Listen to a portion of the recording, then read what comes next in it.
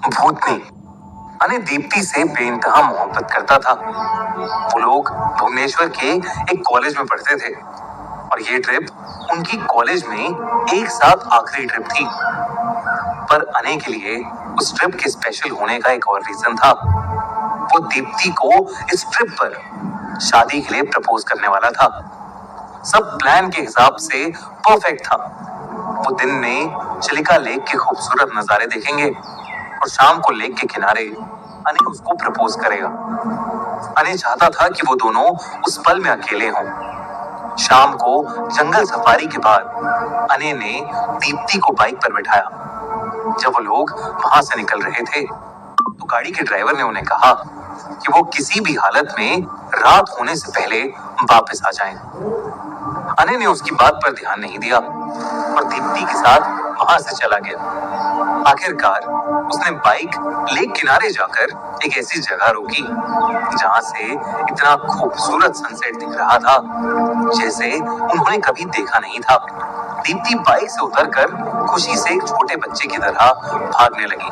अने अपनी bike park करके उसके पीछे गया तो उसने देखा कि दीप्ति एक कटे हुए पेड़ की तरफ भाग रही है। उसने सोचा कि वो उसे छुप कर डराएगा और फिर उसी वक्त उसे प्रपोज कर देगा और उसने यही किया। लेकिन दीप्ति डरी ही नहीं, बल्कि वो उस पेड़ के कटे हुए टहने पर बैठकर पेड़ के पास के एक कोने को घूरे जा रही थी और अजीब तरीके से मुस्कुरा रही थी। अने ने उसका हाथ पकड़ा और उसको अपनी तरफ ध्यान देने के लिए कहा, लेकिन दीप्ति ने उल्टा उसको चुप रहने को कहा और पेड़ की एक टहनी के ऊपर बैठी एक सुंदर सी सफेद बिल्ली को देखने को कहा। अने को लगा कि दीप्ति कोई मजाक कर रही है क्योंकि वो पेड़ कटा हुआ था और उसकी कोई टहनी ही नहीं थी। अने ने देरी ना करते हुए रिंग निकाली और दीप्ति को प्रपोज कर दिया। रिंग निकालते ही दीप्ति का ध्यान अने की तरफ गया और उसकी आंखों में खुशी के आंसू आ गए। दीप्ति ने तुरंत हाँ कर दी और वो एक दूसरे को गले लगाकर इस पल को सेलिब्रेट करने लगे। अंधेरा थोड़ा ज्यादा बढ़ गया था, इसलिए उन्होंने सोचा कि अभी वापस जाना सही होगा। जब लोग रिजॉर्ट पहुंचे तो वहां पर उन्हें रिजॉर्ट के मैनेजर की शक्ल पर आखिरकार वो कमरे में पहुंचे, जिसमें घुसते ही दीप्ति बिना अने से बात करे सोने चली गई। ये बात उसे अजीब तो लगी, लेकिन वो सुबह से बाहर भी थे तो अने को लगा कि शायद दीप्ति थक गई होगी और वो भी सो गया। लेकिन उसकी ये नींद कुछ ही देर बाद दीप्ति के रोने की आवाज से खुली। दीप्ति पागलों की तरह बिना रुके रो रही थी और कमरे में एक कोने में देखकर बस यही कह रही थी कि उस पेड़ की भूतनी उसे मार देगी। अने को कुछ समझ नहीं आ रहा था। उसने चिल्लाकर दीप्ति को शांत कराया और तब दीप्ति ने उसे कुछ ऐसा बताया जिसे सुनकर अने का दिल दहल गया। दीप्ति ने बताया कि उसके सपने में वही सफेद बिल्ली आई थी जिसे उसने लेक के किनारे वाले पेड़ पर बैठे देखा था, लेकिन वो बिल्ली बहुत खूंखार और डरावनी लग रही थी। और फिर अचानक उसने दीप्ति के हाथ पर हमला किया, जिससे दीप्ति की नींद टूट गई। जब दीप्ति ने आंखें खोली तो वो सफेद बिल्ली उसके सामने ही थी और देखते ही देखते वो एक भयानक भूतनी में बदल गई, जिसके सड़े गले हाथ थे और जो अपनी काली आंखों के साथ उनके कमरे के एक कोने में खड़े होकर उन्हीं को घूर रही थी। और इसलिए दीप्ति जोर से चीखी। पहले तो अने को लगा कि दीप्ति कोई सपना देख रही है, पर दीप्ति के हाथ में वाकई किसी बिल्ली के नोचने के निशान थे, जिसे देखकर अने के रोंगटे खड़े हो गए। उसने दीप्ति को वहां से ले जाने का सोचा, पर जैसे ही उसने दीप्ति को हाथ लगाया कोई अने का गला घोटने लगा।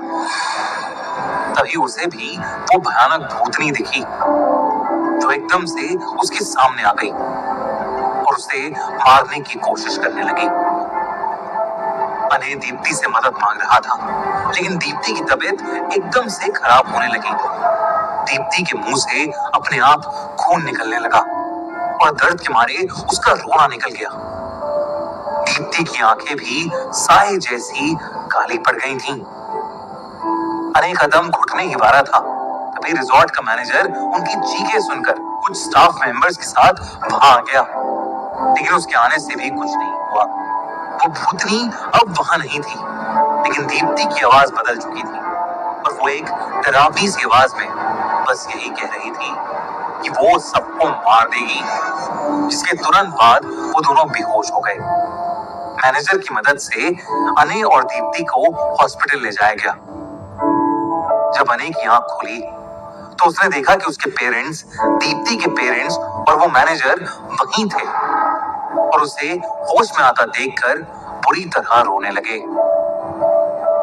अने ने डरते हुए उनसे दीप्ति के बारे में पूछा और उन्होंने बताया कि दीप्ति की हॉस्पिटल पहुंचने से पहले ही ब्लड लॉस की वजह से मौत हो गई। अने ये सुनते ही पूरी तरह से टूट गया और तब उस रिजॉर्ट के मैनेजर ने उसे कुछ ऐसा बताया जिसे सुनकर सबकी रूह कांप गई। उसने बताया कि मंगला जोड़ी गांव के एक पेड़ पर एक भूतनी का वास है। कई साल पहले उसने लोगों की जान लेनी शुरू कर दी थी। जो कोई भी उस पेड़ को छूता था उसका मरना तय था और अक्सर मरने से पहले लोगों को एक सफेद बिल्ली दिखती थी जो एक भूतनी में बदलकर उन्हें दर्दनाक तरीकों से जान से मार देती थी। गांव के कुछ लोगों ने हिम्मत करके उस पेड़ को काट दिया। जहां उन गांव वालों को लगा कि पेड़ को काटने के बाद आखिरकार उनको उस भूतनी से छुटकारा मिल गया, लेकिन ठीक उसका उल्टा हुआ। उसी रात गांव की एक छोटी सी लड़की में उस पेड़ की भूतनी आ गई। उस भूतनी ने गांव वालों के सामने ऐलान किया कि ये उनकी जिंदगी की सबसे बड़ी गलती थी और वो दशहरे तक 21 लोगों को बेरहमी से तड़पा तड़पा कर मारेगी और अपना बदला लेगी। उस भूतनी ने अपना वादा पूरा किया और दशहरे तक गांव के 21 लोगों को मार डाला। उन सब ने मरने से पहले एक सफेद बिल्ली दिखने का दावा किया था। तब से गांव वालों ने दिन ढलने के बाद अपने घरों से बाहर निकलना छोड़ दिया।